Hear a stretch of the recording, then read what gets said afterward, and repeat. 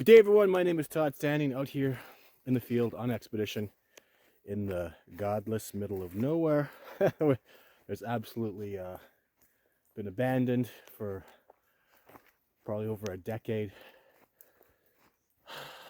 These logging roads where we do our Sasquatch research.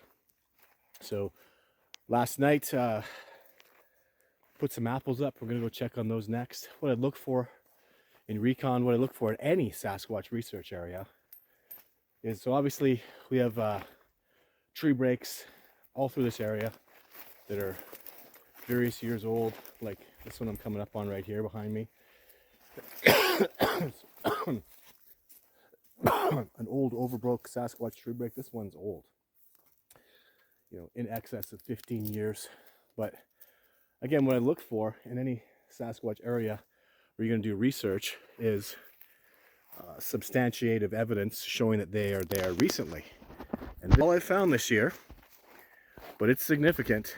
So that is a classic Sasquatch tree break out here. What the Sasquatch out here do. That tree is clean broke.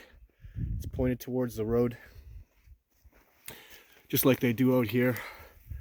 There's my hand. So it's about a 2-inch break, very, very clean, pointed directly at the road, looking absolutely magnificent. So when I come back in just 6 days with expeditioners for the first expedition of the season, we'll look in here for tracks and stuff. You can see some compression marks and whatnot. So that's you know, that's not a lot, but it's good enough for me. So it means that they've been here this year for sure. And then after we put up apples yesterday, I'm out here with my little girl and my son. Hello, say hi. Hi. So she, being a single father, she slid open her toe. We got to go to the hospital for about 4 hours for that. That was sure fun. She can't go in water, but she's walking around okay. My son's got the stomach flu. 15 years old, puking in the trailer. So I've had to do a lot more work than I was hoping, just to keep with my children. But as I was working doing recon, and I got a bit of a cold, doing recon yesterday, and cleaning up, organizing, my daughter was, can you show me your axe? You got your axe in your hand? So this is her little axe she's been having fun with and cutting things with. As she was chopping away in the chopping area, I heard distinctively 2 tock tock. Tree knocks back. Why is that significant? It's very significant because I'm also out here with my Rottweiler, and she has exceptional sensory perceptions, and she had been for about 20 minutes prior to that knocking sound. 3 times she had sat up, looked over in this particular direction where there are often Sasquatch they come from, and barked just gently. She has a Rottweiler. She goes, "Whoa." And then she put her nose in the air because she had the wind gauge. Didn't catch any smell that made her prop up or show interest in something significant, but it was very Sasquatch behavior, very much Sasquatch behavior that I've recognized before. I had that feeling like I was being watched. And then those 2 knocks. So if I was to, since we're out here, I can actually show you specifically. For those of you that have been watching these videos, this is a really, really hot spot for us. In fact, I actually haven't explored over here very well. The Sasquatch have been, this is a trail, well, a trail that we've kind of made to go into the wilderness. I haven't looked in it. These rocks were stacked last year by Sasquatch, most assuredly. You can see this area has just got this tree break there, tree break there, tree break here, like just a history of literally a decade's worth of tree breaks. See, look at this one.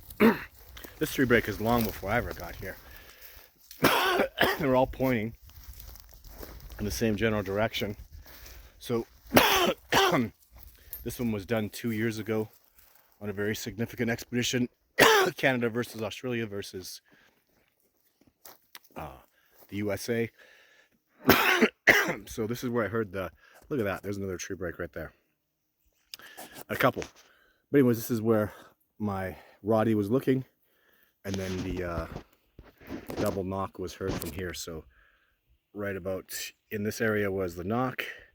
This area was where my dog was picking up sounds. So, and then at about 9:30, I guess. You don't know, you're 6.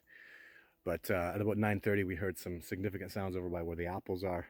Some booming and bashing and crashing around sounds. So it sounds like something, hopefully Sasquatch got the apples. So we'll go have a look there next and unveil the mystery and see what else we can find. So this expedition too, since I'm not well, my daughter's got a foot injury, my son is sick in the trailer. We haven't really been looking around. I want to do at least a little bit of hiking around, but that's okay. Well, all I wanted to do was find some sign. I was disappointed all the whole drive in, not a single sign of Sasquatch of any kind. That's unusual. Usually they break off things on the roadway in for me, but absolutely no sign of anything out here. So, but all I need is just one little piece of evidence to show they've been here. And that tree break is fresh. That tree break is within a day to 5 days old. So it's very fresh, very new tree break.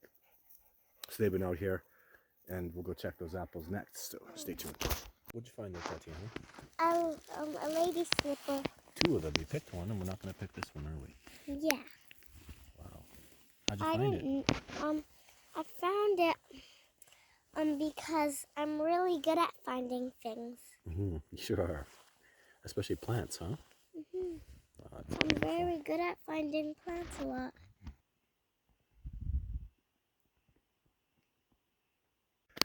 So I'm up at the hill, and as you can see behind me, there's 1 apple, there's 2 apples, there's another apple over here. We put up 3. They're untouched.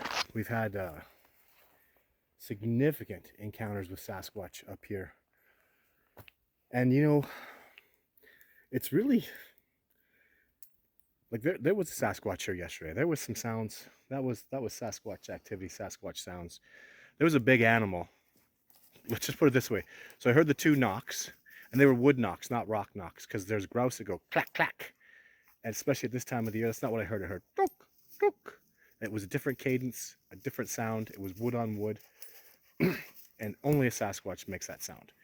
And then later on, right up in this particular area, there was a large animal of some kind. It wasn't a squirrel. I mean, we heard big bashing and crashing. So if it was a bear, that would be gone. If it was, nicely done, thank you. If it was an elk, that would be gone. Elk wouldn't do that though, especially we had a fire going. So, but it's typical Sasquatch behavior for them to come around here, look at the apples, and not take them. So another sign of their ability to say, there are apples here, we know there are apples here, we're not going to take them. And I've especially seen that on expeditions where I go out and there are 2 of us and we put up 10 apples and 2 apples get left. That's what happened with Jeff Meldrum in the documentary that I did. That's happened multiple times with expeditioners. I go out with me and 2 expeditioners, we put up 12 apples and there are 3 apples left. Me and the 2 expeditioners. Like, no bear would do that. And they would leave even the lower apples that are easy to get at. The higher ones would be all taken. So it's very, very typical Sasquatch behavior. Like an animal doesn't have the ability to do that. So, and just tons of activity. A little recap of what this incredible spot is. So it's really, I don't know if you can see it very well, but it's high ground. So we were led here 4 years ago by the Sasquatch. They've done little things like that concoction there is the Sasquatch have it was my daughter and my son that came out here. Let me get a wider view of this. And stacked rocks up there. In fact, this rock, they stacked 4 rocks. And as you can see, this rock is round and those are nice and flat. And when my children put them up, they were a mess. And now this one was dumped to the bottom because it doesn't fit in there. And the 3 stones are left, even possibly indicating me and my 2 children having been out here. My daughter just stacked that because she's having fun making little Inukshooks. But this is something that we know Sasquatch did, 100%. So there are no people out here. Like, you gotta understand. no one on expedition has ever accused me of having people come out around here. It just doesn't happen. There are no human beings in this particular area, especially. Fish and wildlife don't come over here. We're about 150 yards from base camp on the back side of it. So, and we've had just so much success out here. Like, it's just absolutely been phenomenal. What really brought us here, which was so amazing, let me give you a hand again. See, look, again, that's the trail we come up through. Look, high ground, high ground, high ground, high ground. I remember we had a Sasquatch trackway that I followed up through here. So the Sasquatch down by we call it the Porcupine Trail, a little back trail, it's been abandoned over there. The Sasquatch led a trackway that came all the way through here, all the way up to here. And when we came here, we looked up here, and it was just very interesting.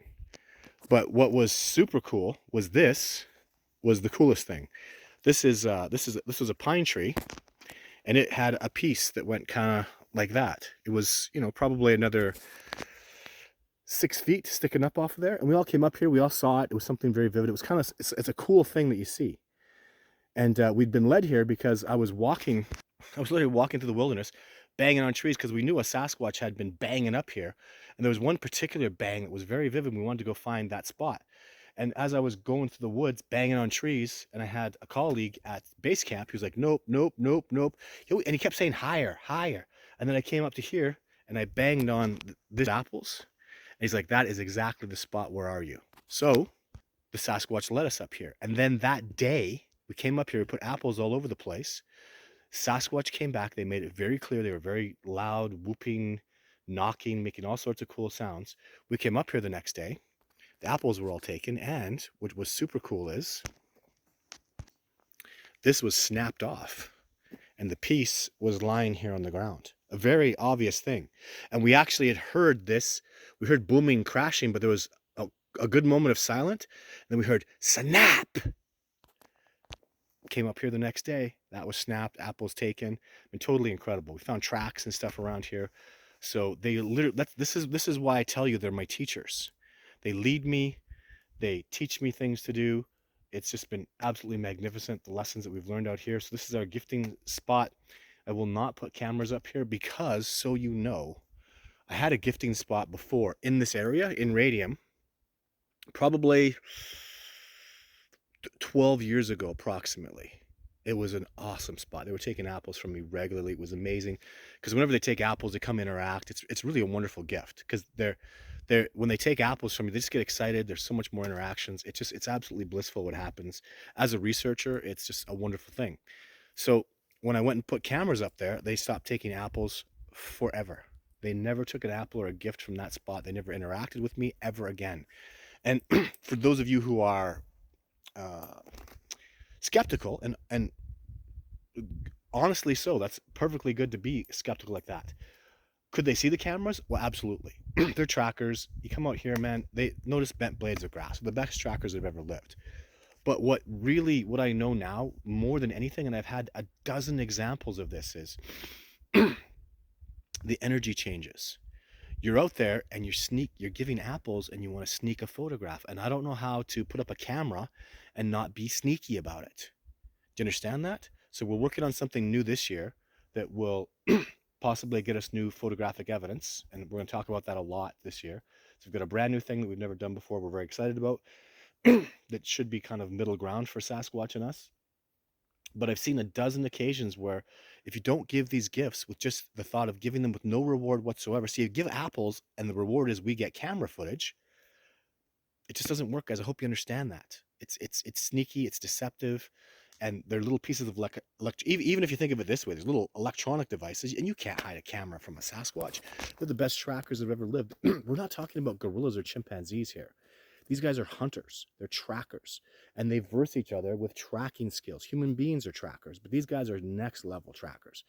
And the good trackers that I've worked with, you're never, ever going to fool them with cameras. Cameras have a little piece of glass on them and it shines. I mean, I'm not trying to be rude, but you're really ignorant if you think that there's some way you could put a camera up here and hide it from a tracker. Like, it's completely ignorant. I've seen in my documentary, as an example, the Sasquatch, as it's walking in to take apples, which it did, with Jeff Meldrum, you see a point where he stopped and he stood, and Jeff is walking in that Sasquatch trackway and he stopped. You know what he's doing? He was looking over the area. If there's a camera, if there's negative energy, if there's any reason for him to not go in there, he wouldn't go in there. But we did no such thing. If we'd put cameras out, that would have been the end of the trackway, and he would have never taken a single apple. We never would have had all that success. So it's a give and take, like anything. And I'll tell you too, there was a day that just one of the, I was talking about how I substantiated the negative energy. Again, the Sasquatch taught me this incredible lesson, and I'm going to show it to you guys right now. It was James Penner was out here. We put apples up all over the place. And James, and he'll testify to this, it was awesome. It was on an expedition. Put apples up on this tree, which they've taken before. But the reason he put it up there is the ground is very, you could really see a track there very well. So he literally put the apple up, and he said to everybody, I'm putting this apple up here, and I'm putting it up here because I want some tracks on the backside when the Sasquatch comes to take it. Guess what happened? All the apples got taken but that one. And I shut my mouth when he said that. And when the apple didn't get taken, I was like, dude, I predicted that. And then I explained it to him. And he was blown away. And we all were. And I've seen a dozen accounts. I could sit here all day and show you about how if you do something with bad energy like that, they're not interested and they will not interact with you. Energy matters, guys. So much. These, especially when you're talking about empathic beings. And you've got to get on board with this information.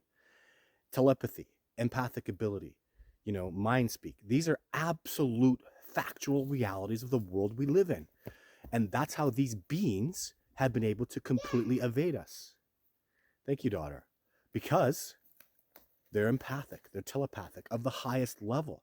And the more we learn about telepathy and empathic ability, the more it comes back to nature. The more grounded you are, the more healthy you are, the more in tune with your natural nature organic self that you are, the better you are. Like fluoride and calcium, and it messes up your pineal gland and all the toxic foods that we eat and all the poisons and chemicals we put in our body. And then we walk around on concrete jungles. I mean, you think that's natural? They're even learning now that people need to ground and walk around barefoot to ground their body out and to stabilize their body. So many things that Sasquatch, all these advantages that Sasquatch have always had, which literally I'm thinking they probably have 10,000 years of empathic advanced ability on us. The native people before us were really good at it. They were very spiritual. And this empathic ability falls right directly into spirituality.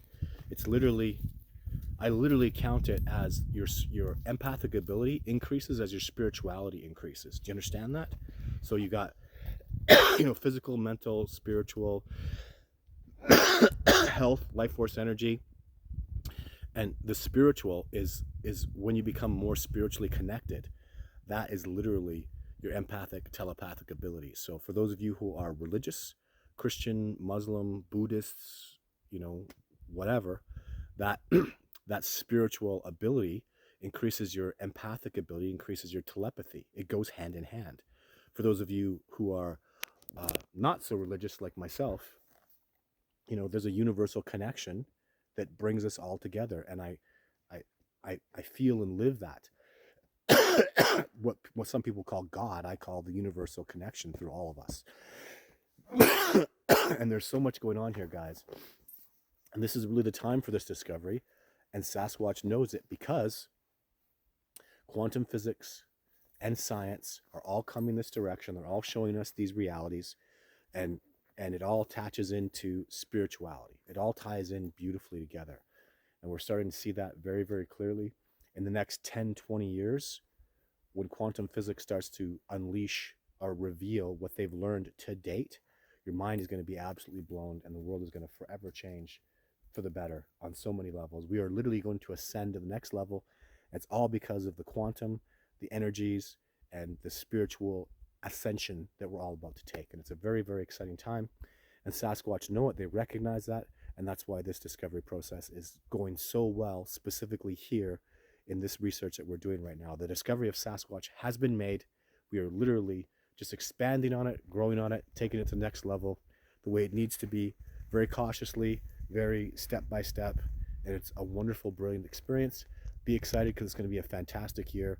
Very, very thrilled to have all the amazing people that are coming out this year on expedition. So recon over, time for me to go back to the big city, make the final preparations, and have the very first expedition.